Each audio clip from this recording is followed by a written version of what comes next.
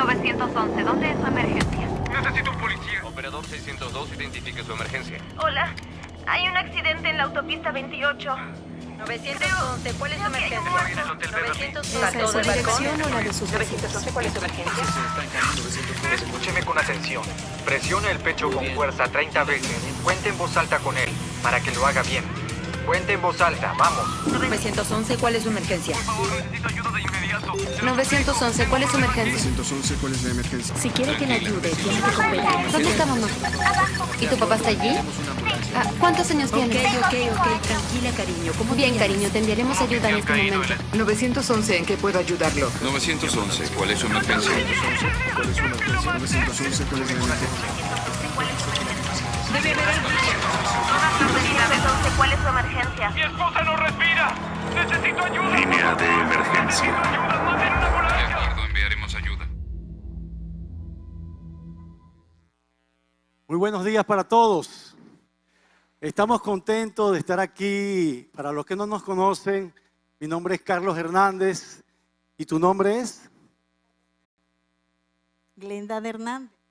Ok, somos pastores de la sede de la 48 y hoy tenemos el privilegio de compartir con ustedes la tercera semana de esta serie que se llama Línea de Emergencias. Y esta semana es un tiempo para nosotros de mucho gozo, de mucha alegría, y por eso queremos darle la bienvenida a todos aquellos que de una u otra manera están en la sede, ya están conectados, nos están mirando, nos están observando, a todos los que están en las diferentes sedes donde nos reunimos. ¿Cuáles son esas sedes? Barquisimeto, Caracas, Valencia, ¿ok? Que son las sedes donde nos reunimos, pero también todos aquellos que de una u otra manera se conectan a través de la página por internet, a la página web, que nos pueden ir siguiendo en lo que tiene que ver con esta serie. La serie se llama Línea de Emergencia y estamos contentos de poder compartir esta tercera semana, y para aquellos que de una u otra manera no han podido participar de las semanas anteriores, porque esta es la tercera, no pudieron estar ni en la primera ni en la segunda, queremos hacer un pequeño resumen, un pequeño recuento de qué fue lo que aprendimos a través de esta serie. Y la primera semana estuvo el pastor Gabriel Castro hablándonos acerca de lo que es cuando no hay salida. Debemos estar claros que Dios no está ausente, apático o enojado. Eso fue algo que a mí me impactó, que de una u otra manera nos damos cuenta que cuando nosotros estamos sin salida, no vemos salida, tenemos que entender que Dios no está ausente, que Dios no está apático y que Dios no está enojado. También aprendimos que a través del personaje de Gedeón, donde el Señor lo llevó a cambiar una actitud pesimista por una actitud de fe. Era un hombre que le faltaba fe, era un hombre que tenía problemas de autoestima, era un hombre que se creía un cero a la izquierda, pero Dios le enseñó, a través de esa historia, le enseñó que él tenía que ser un hombre de fe, convertirse en un hombre de fe y convertirse en un líder que pudiera guiar al pueblo de Dios, porque Dios quería usarlo. Eso aprendimos en la primera semana. Ahora, Glenda, ¿qué aprendimos en la segunda semana? Bueno, en la segunda semana aprendimos cuál era el enfoque, y precisamente cuando te enfocas en lo que está mal, pierdes de vista lo bueno que Dios quiere hacer. Y allí estaban los 2 espías, donde aprendimos que algunos, y es doloroso que fue la mayoría, 10, se enfocaron solamente en dar informe negativo, pero 2 se enfocaron en lo positivo. Y es hermoso entender que cuando nos enfocamos en el poder de Dios, lo imposible se hace posible. Qué bueno esas 2 primeras semanas donde pudimos aprender y depender de que también es al método de Dios que debemos seguir. Ok, estamos ya entonces en la tercera semana de línea de emergencia, el último recurso. Porque cuando tenemos momentos difíciles, cuando necesitamos auxilio, cuando necesitamos más recursos, ¿a quién llamamos? ¿A quién acudimos? Cuando no tenemos salida, cuando hay circunstancias difíciles, ¿a dónde llamas? ¿Con quién te comunicas? ¿A quién acudes? Esa es la gran pregunta. Y en esta semana nosotros vamos a estar hablando acerca de la confianza en la adversidad, de tener confianza en la adversidad. ¿Saben por qué? Porque es muy fácil confiar cuando todo está bien. Pero qué difícil es confiar cuando todo va mal. Qué fácil es confiar cuando las cosas te salen bien, cuando tú no tienes problemas, cuando vives la vida feliz, vives la vida happy, ¿verdad? Chévere, ¿a quién no le gusta vivir así? Sin problemas, vives cómodo, tranquilo, sin nada en qué preocuparte. ¡Qué bendición! Pero qué difícil es poder vivir o tener confianza cuando estamos en medio de la adversidad, cuando estamos en medio del problema, cuando estamos en medio de la prueba, cuando estamos en medio del fuego, cuando estamos en medio de una circunstancia en donde no vemos la luz, sino que lo único que vemos es la oscuridad. ¿A quién acudimos? ¿Qué hacemos? Es difícil confiar cuando estamos en esa situación. Y es por eso que este sábado pasado, Dios parece que nos quiso dar una enseñanza a través de una situación que tuvimos que enfrentar como familia. Y la situación que tuvimos que enfrentar es que a nuestro hijo menor le robaron la moto. Una moto que él tiene, con la cual él trabaja. Y al robarle la moto, eso fue una situación que de una u otra manera nos hizo tambalear. Pero yo creo que la enseñanza de esto que hoy nosotros vamos a ver, es que Dios quería darle una lección, sobre todo a mi hijo, y que tiene que ver con la confianza en medio de la adversidad. Porque cuando le roban la moto, pasa esto. La mamá le dice: hijo, hazme un favor, yo necesito que tú le lleves un dinero a una hermana de la iglesia que estamos ayudando, que no tenía qué comer, y le fuimos a llevar, ella le está mandando para que le lleve ese dinero. Y él accede. Él va, cuando está llegando a la casa de la hermana, ¡pum!, le llegan un motorizado con 2 personas y le dicen: dame la moto. Entonces él le dice, él se identifica: yo soy cristiano, tranquilo, porque los vio un poco nerviosos, muchacho joven. Yo soy cristiano, pero tranquilo, aquí está la moto. Pero lo revisaron y Juan tenía el control del portón de nuestra casa. Entonces, cuando le fueron a quitar el control, él no se lo quería dar, empezó a forcejear y le dieron un golpe. Y porque Juan decía: no le puedo dar control. Y ellos creían que era el transceiver de la moto. Dame el transceiver. Entonces, bueno, de hecho, los muchachos se llevaron la moto, se llevaron el control. Y él me llama: papá, me acaban de robar la moto. Yo fui a buscarlo. En lo que se sienta, le digo: ¿qué fue lo que pasó? Y él me explica qué fue lo que pasó, cómo fue todo lo que le sucedió. lo que estaba atravesando, esa adversidad que estaba pasando. Pero ¿qué pasó? Que él tuvo algunos argumentos de esto que tiene que ver con la confianza en el Señor, la confianza en medio de la adversidad. El primer argumento que él me dijo fue: ¿cómo me puede suceder esto a mí si yo lo que estaba haciendo era un favor a una hermana que está necesitada? ¿Cómo me va a pasar esto a mí? ¿Por qué me va a pasar esto a mí si yo... ¿Ve? Eso podemos pensar en un momento de adversidad. El segundo argumento que él me dio: si esa es la moto con que yo trabajo, esa es mi fuente de ingreso. Se le vino abajo, estaba derrumbándose su expectativa, su seguridad se le estaba derrumbando. Si esa es la moto con quien yo trabajo. Tercer argumento: es muy difícil que recuperemos esa moto, porque normalmente para recuperar esa foto ellos piden rescate, y como nosotros somos cristianos y nosotros no le vamos a pagar a esos delincuentes, entonces ¿qué va a pasar? Que no vamos a recuperar la moto. Tercer argumento: ¿será que a ti te ha pasado algo como eso?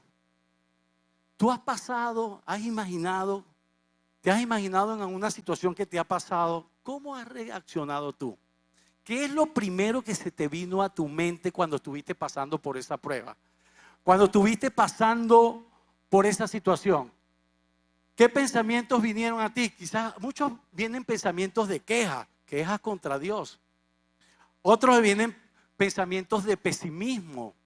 Otros empiezan a renegar hasta del mismo Dios. Otros empiezan a ofender. ¿Cómo reaccionas tú ante el momento de la adversidad? ¿Qué pasa contigo? Así que, ¿cómo respondes ante una situación difícil en tu vida? Sí, y cuando llega Juan a mi casa, y bueno, él también me llamó a: mamá, me acaban de robar, le prestaron un celular, porque él no había llevado el de él, porque era algo que era cerca, ir y venir. Y él me decía: yo estaba haciendo un favor, y tenemos que entender que aunque estamos buscando del Señor, la Biblia nos dice que en este mundo vamos a tener aflicción, pero que no temamos porque Él ha vencido al mundo. Y recordar situaciones, porque Dios ha permitido que nosotros como familia seamos edificados y fortalecidos en la fe a través de la adversidad. Recuerdo, recién casado, Carlos tenía un negocio y lo estafaron.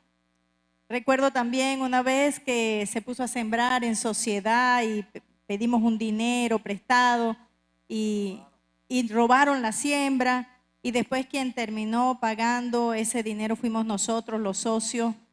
Como habían robado la siembra, no respondieron y nos hemos levantado a pesar de la adversidad. Recuerdo cuando nos robaron el carro, y es poder ver de que cuando pasan situaciones adversas, yo recuerdo todos esos episodios de donde Dios nos ha sacado. Y yo entré en mi cuarto, me senté en la cama y solo mi oración fue: Señor, sorpréndeme, porque solo tú sabes hacerlo. Sorpréndeme. Y precisamente hoy vamos a estar hablando de un personaje en la Biblia que dice su palabra que confió en Dios, en todo. Y usted en casa puede revisar su historia y la va a conseguir en Segunda de Reyes, capítulo 18, 19 y 20, y también en Segunda de Crónicas, desde el 29 al 36, y es la vida del rey Ezequías. Y para ponerlos a ustedes en contexto histórico, recuerden cuando Gedeón, el pueblo de Israel, era dirigido por jueces. Ya en este entonces el pueblo de Dios estaba siendo dirigido por reyes. Y el primer rey del pueblo de Israel fue Saúl, después vino David, después vino Salomón, pero quien va a suceder a Salomón, precisamente su hijo Roboam, al pueblo no le agradó. Y luego de eso, entonces la nación de Dios se dividió en dos reinos: el reino del norte, que iba a ser Israel, y el reino del sur, que era Judá, que iba a ser gobernado desde Jerusalén. La historia nos informa que el reinado del norte duró aproximadamente alrededor un poco más de 200 años, pero antes de ser cautivo con el imperio asirio. Y se dice que hubo 19 reyes al frente de este reinado. Pero algo impresionante es que la Biblia dice que los 19 reyes hicieron lo malo ante los ojos de Dios. Ahora, vamos al reino del sur. Habían 19 reyes y una reina. Y de esos 20 se dice que 12 fueron reinados malvados, 2 regulares y 6 buenos. Dentro de esos reyes está precisamente el rey Ezequías. De los 2 mejorcitos de esos 6, uno era el rey Ezequías. ¿Qué está sucediendo en el momento en que Ezequías va a ser y es el rey? Su papá había gobernado 16 años antes que él. Y es precisamente los últimos años de ese reino dividido del norte y del sur. La historia dice que los primeros 60 años de ese reino dividido fueron de guerras entre el norte y el sur, guerras entre hermanos. Después hubo 75 años de alianzas, pero después 60 años con otra vez de guerras entre el norte y el sur, entre una nación dividida. Justamente en el último tiempo de ese reino del norte estaba Acaz, el papá de Ezequías. ¿Y saben qué hizo ese papá? Ese rey se alió con el imperio asirio para ir contra el reino del norte, y gracias a esa alianza el reino del norte queda cautivo al imperio asirio. Imagínense ustedes cuando Ezequías recibe el reino. ¿Cómo lo recibe? ¿Cómo está el ambiente? ¿Cómo se puede sentir el corazón de este rey que ve a sus hermanos ir cautivos con el imperio asirio? Saber que su papá hacía lo malo ante los ojos de Dios. Ese es el momento en que comienza nuestra historia. Está Ezequías recibiendo un reinado con todo un pueblo, me imagino que bien triste porque unos se fueron en cautiverio y los otros están aquí atados a idolatría y a un sinfín de prácticas no agradables al Señor. Ese es el contexto histórico en el que está nuestro personaje de hoy, el rey Ezequías. Entonces, ¿por qué vamos a hablar de Ezequías? Por algo muy importante, porque Ezequías entendió que en los momentos de emergencia se debe confiar en, dígalo fuerte, en los momentos de emergencia se debe confiar en Dios. Él entendía eso, él sabía eso. Vamos a leer Segunda de Reyes 18 del 5 al 7a. Y fíjense lo que dice. Ezequías confiaba en el Señor, Dios de Israel. No hubo nadie como él entre los reyes de Judá, ni antes ni después de él. Permaneció fiel al Señor en todo y obedeció cuidadosamente todos los mandatos que el Señor le había dado a Moisés. Por eso el Señor estaba con él y Ezequías tuvo éxito en todo lo que hizo. Entonces este hombre tenía la clave del éxito. La clave del éxito que él nos está hablando, según este versículo que estamos escuchando, está en varias cosas que él hacía. ¿Cuál era su práctica? ¿Qué era lo que él hacía para poder tener éxito? Y para, como dice aquí, para que el Señor dice que le daba un respaldo, estaba con él todos los días, estaba respaldándolo a él. ¿Cuál es la clave?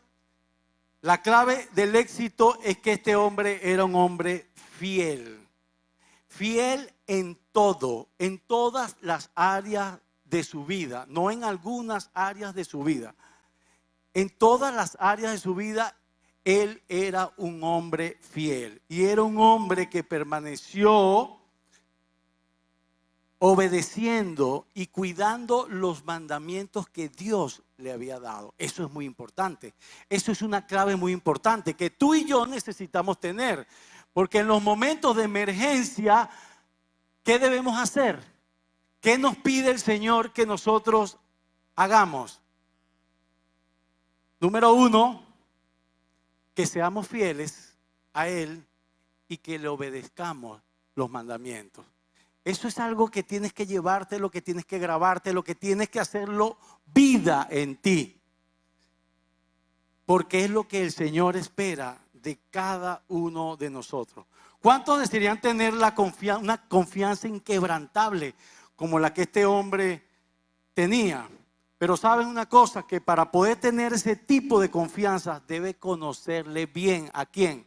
Debes conocer bien al Señor. Debes conocerle a Él, debes tener una relación de intimidad con Él. ¿Por qué? Porque tú confías en alguien en quien no crees. Es la pregunta. ¿Confiarías en alguien en cual tú no crees? ¿En alguien que es mentiroso? ¿Confiarías? No. Tú necesitas entender que Dios es ese Dios que de una u otra manera nos da esa confianza y nos respalda para que nosotros sigamos creyendo en Él y confiando en medio de la adversidad, en medio de la angustia, en medio del problema, en medio del fuego. Él quiere que tú confíes en Él y tengas esa confianza inquebrantable como este personaje, Ezequías, nos está enseñando de acuerdo a su práctica. Ante la adversidad, realmente nosotros hemos vivido como nación situaciones muy difíciles, situaciones muy adversas. Pero ¿sabe lo que pasa cuando vienen esas situaciones difíciles? ¿Sabe lo que pasa cuando viene la duda? ¿Sabe lo que pasa cuando viene en medio de la prueba? Muchas personas se quiebran, muchas personas renuncian y muchas personas dudan en medio de las circunstancias difíciles, en medio de las circunstancias de la vida. Dios no quiere que tú dudes, ni te quiebres, ni renuncies, sino que tú te levantes en confianza, que pongas tu mirada y tu confianza en Él, porque Él no te va a defraudar. Una de las cosas que aprendimos, puedes aplaudirle.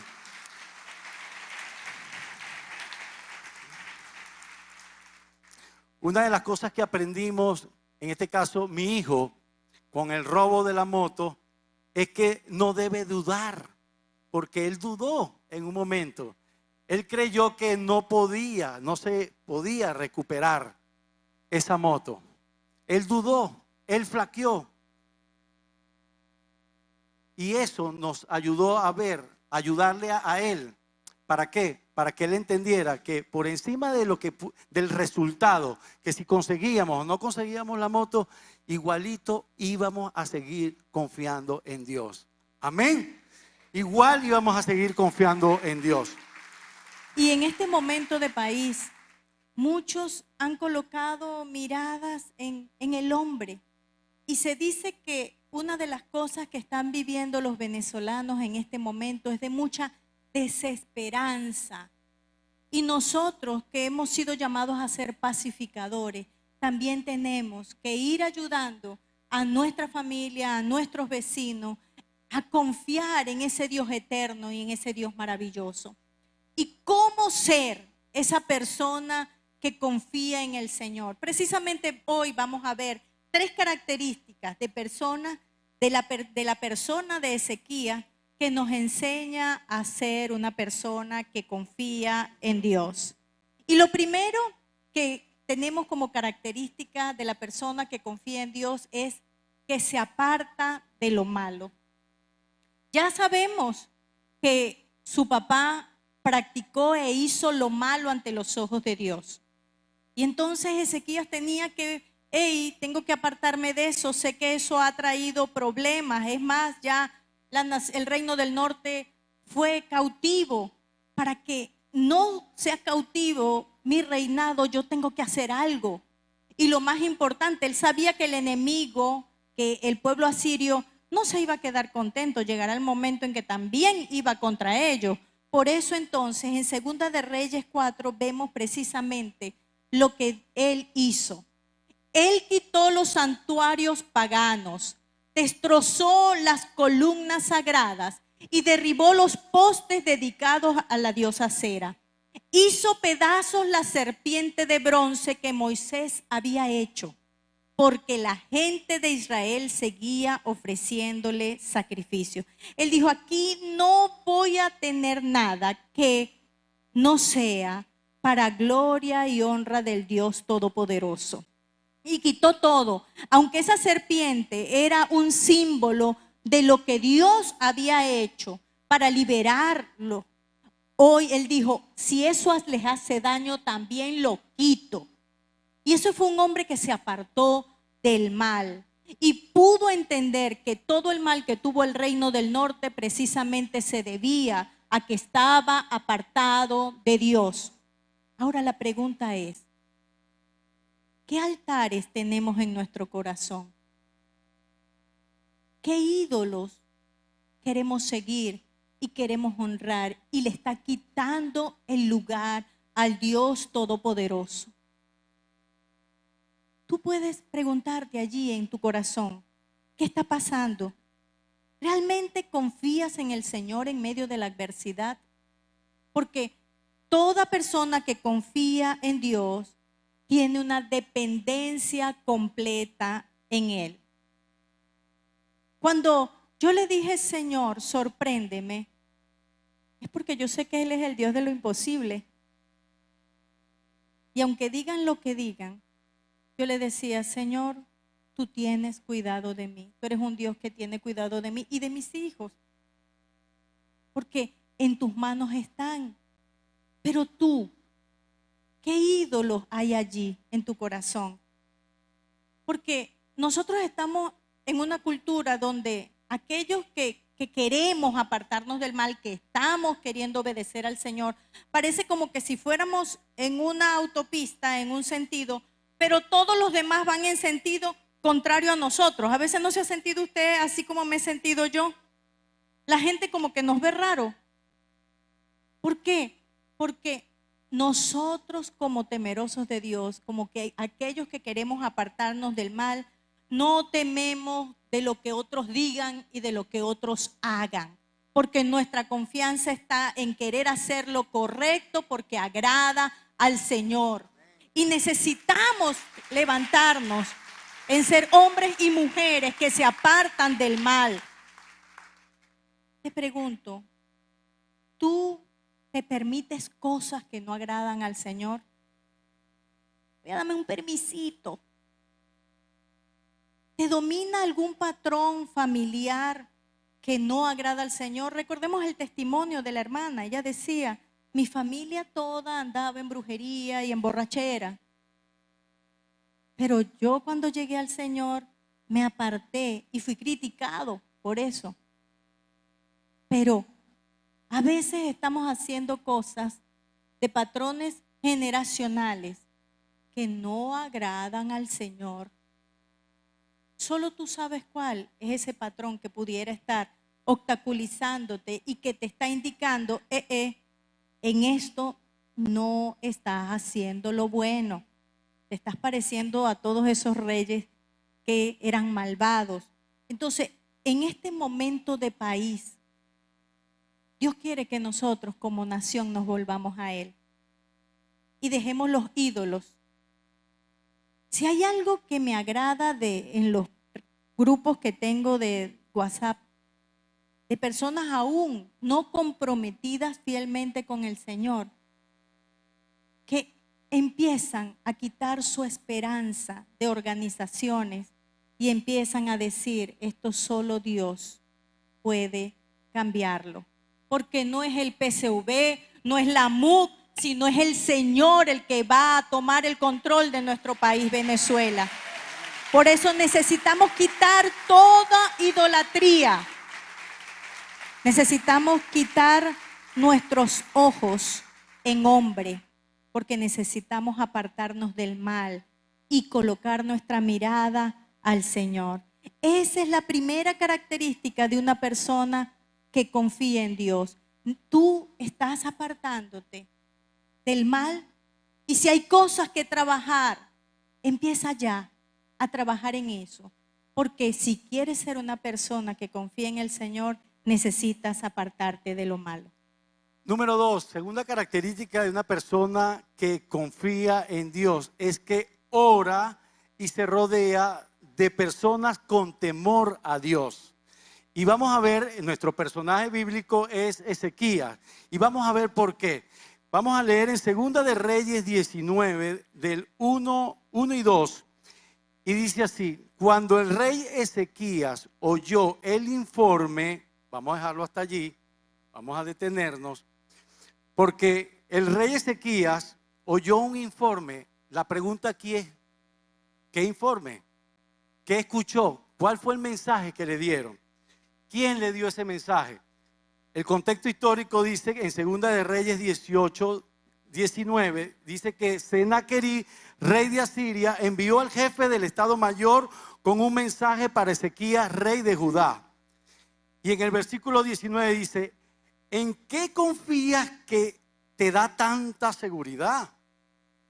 Versículo 20 dice: ¿acaso crees que simples palabras pueden sustituir la fuerza y la capacidad militar?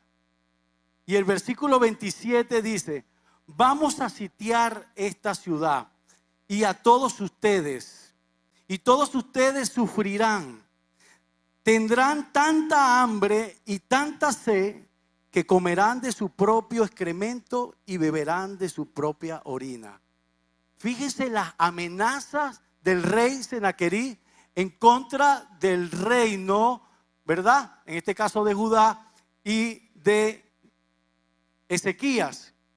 Esas son las amenazas que este reino, el rey de Asiria, le estaba haciendo al rey Ezequías.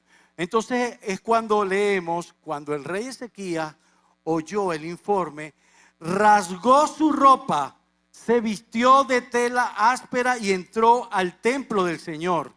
Enseguida envió a Eliaquín, administrador del palacio, a Segna, secretario de la corte, y a los principales sacerdotes, todos vestidos de tela áspera, a hablar con el profeta Isaías, hijo de Amós.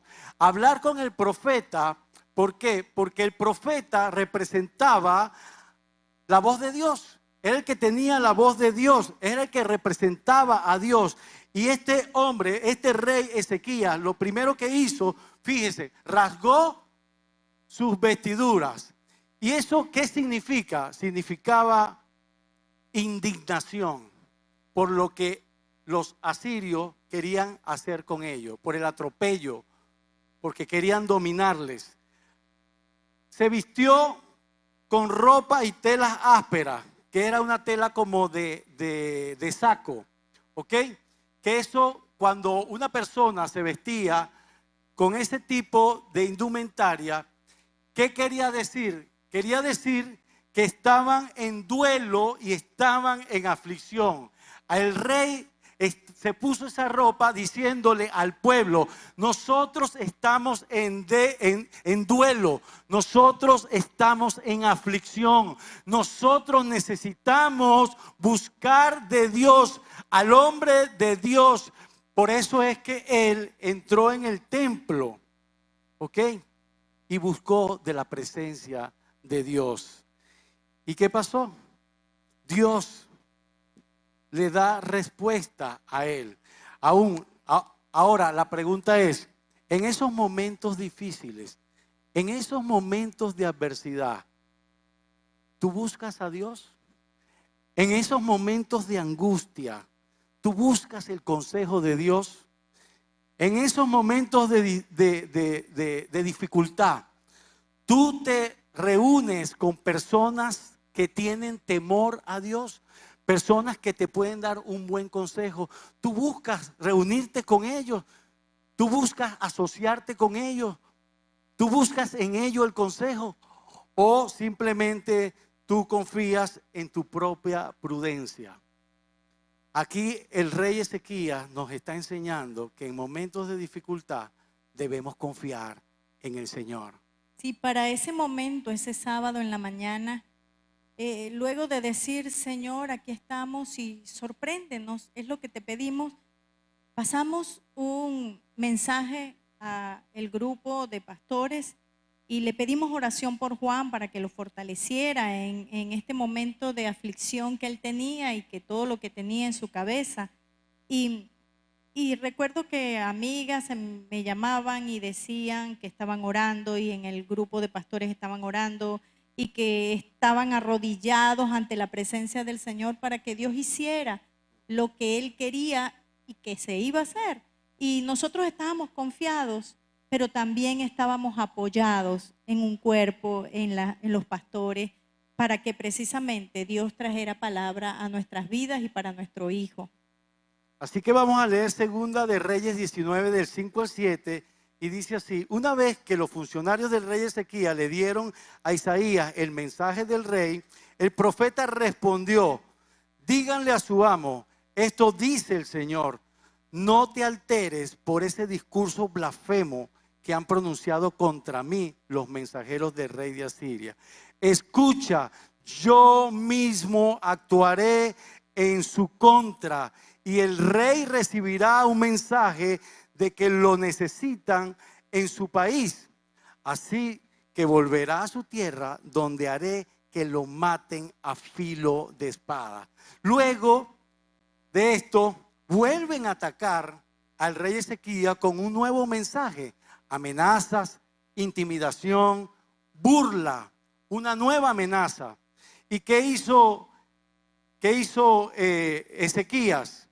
Nuevamente buscó el rostro del Señor, nuevamente buscó de la presencia del Señor. Y es allí cuando hace una oración que está en Segunda de Reyes 19, 15 y 16, y Glenda nos los va a leer.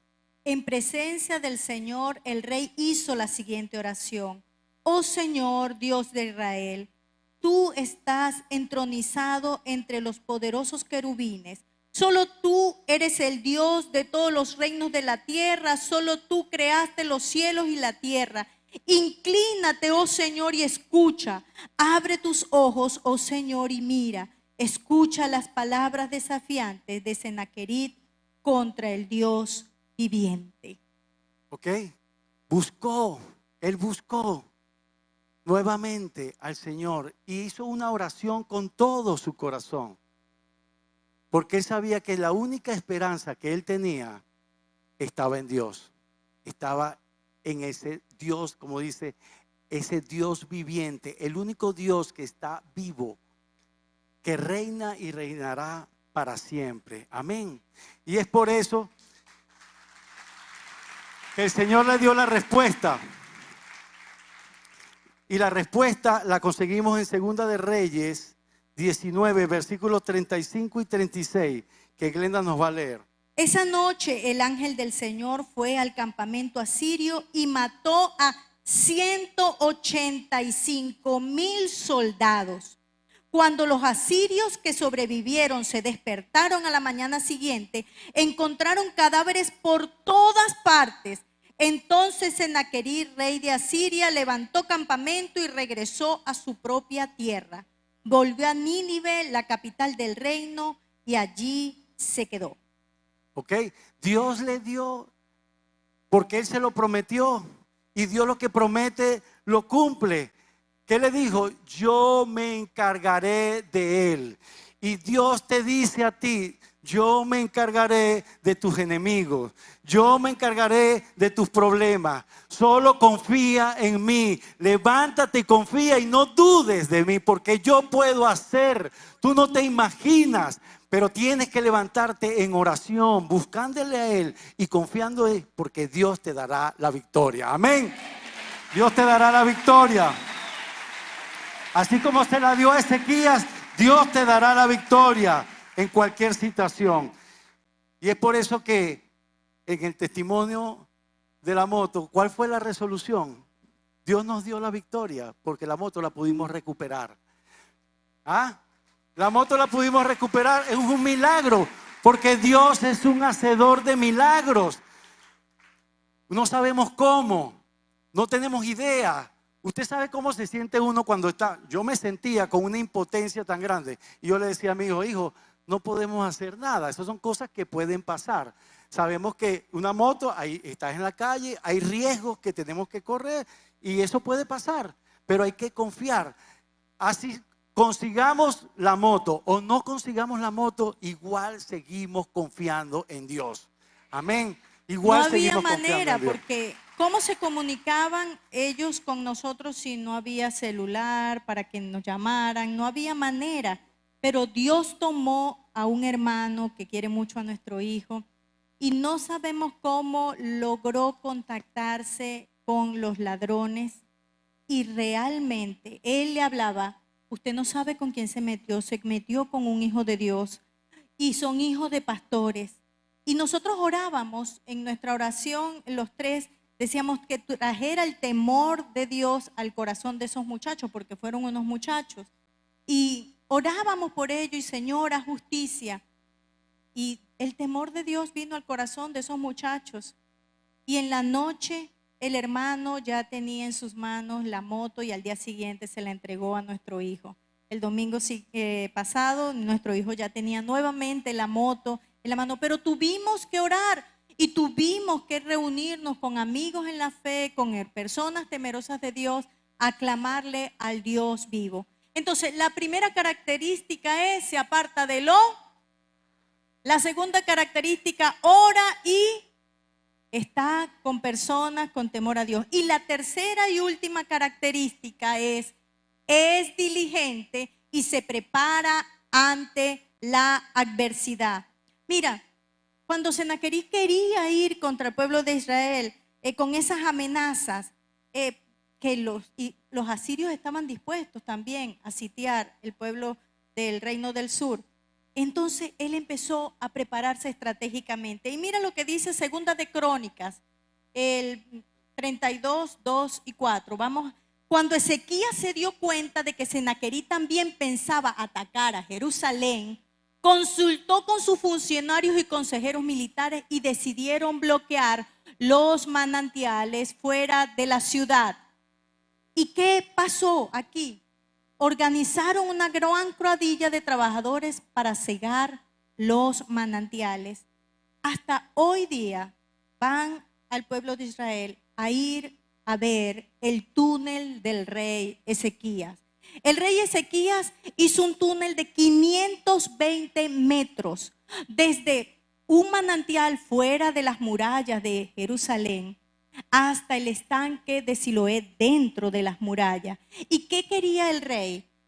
Los enemigos no van a encontrar agua para tener más tiempo sitiado. Y si nos quieren sitiar, nuestra gente no va a sufrir de sed, porque ese túnel iba a llevar el agua al pueblo de Jerusalén. Se dice que fue un túnel, como ya les dije, de 500 metros, pero tenía 1.180 de altura, 0.75 de ancho. Un gordito no podía entrar en ese túnel, pero con una caída de 2.10 metros.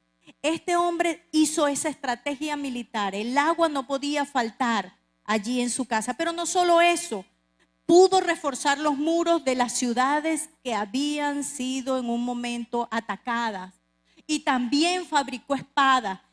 El rey Ezequías pudo haber dicho, Dios me dio la respuesta de que no nos iban a sitiar y quedarse tranquilo.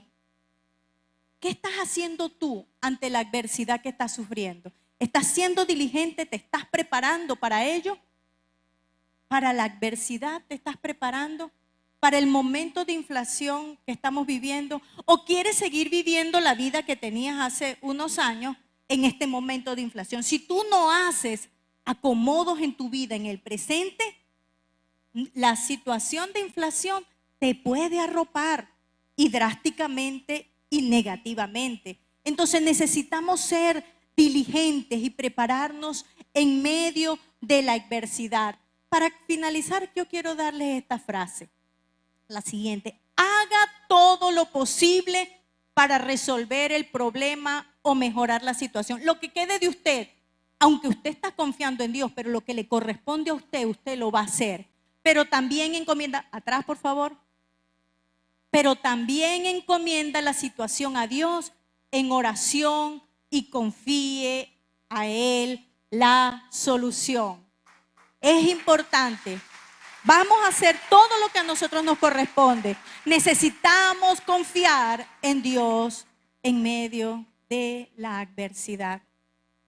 Hace mucho tiempo, una amiga, hace aproximadamente 20 años, una amiga compuso una canción.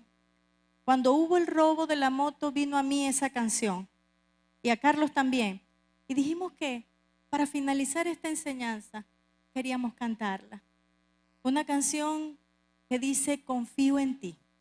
Confiar en el Señor es lo más hermoso que nos puede suceder en medio de la adversidad. Te reto a que no importa tu problema, no creas que es que, porque ellos son los pastores de la sede de la 48, a ellos le devolvieron la moto. No, es para todo aquel que confía en Él, las promesas del Señor. Sí, Señor. Confío en ti, aunque el sol no aparezca. Confío en ti, aunque no vuelva a ver su resplandor. Confío en ti, aunque los hombres cada día duden más de ti. Yo confío en ti y sé que tú conoces lo que pasa a mi alrededor y lo sabes todo, pues tú eres Dios.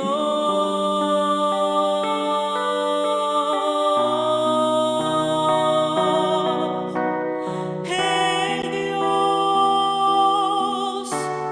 que me da la vida, el que me da su amor. Yo confío en ti y pongo en ti toda mi vida, todo mi ser en tus manos, manos de Padre, confiando en ti, porque me amas, porque no me fallarás. Y aunque todo caiga a mi alrededor, yo confío en ti y pongo en ti toda mi vida, todo mi ser en tus manos, manos de Padre, confiando en ti, porque me amas, porque no me fallarás. Y aunque todo caiga a mi alrededor, yo confío en ti, yo confío en ti, Señor.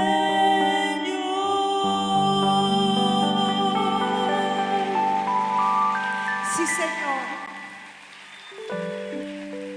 Haga usted de esta canción una oración.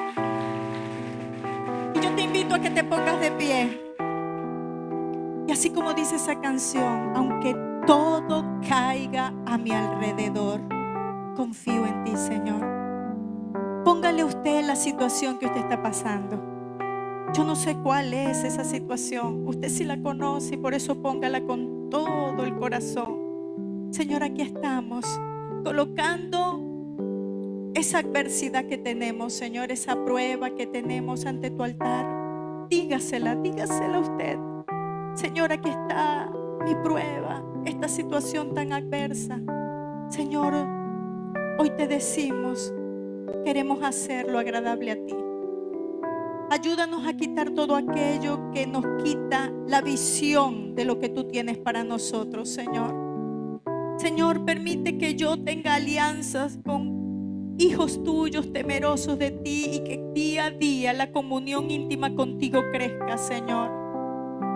Dame estrategia, Señor. A veces no sé ni qué hacer, pero hazme un hombre y una mujer diligente para poder vencer contigo, Señor, porque tú tienes la solución. Por eso para ti toda la honra, Señor, y toda la gloria, porque estamos en tus manos, Señor, confiando en ti, en que tú tienes la salida a la adversidad, Señor. Gracias, mi Dios. Gracias por lo que has hecho en nuestros corazones y en nuestras vidas, Señor. Amén. Dios me les bendiga. Dios me les guarde. Bueno, a retar y recuerden, confiar en Él porque Él tiene cuidado de nosotros. Dios les bendiga a todos. Nos vemos el próximo domingo. Un abrazo para todos ustedes.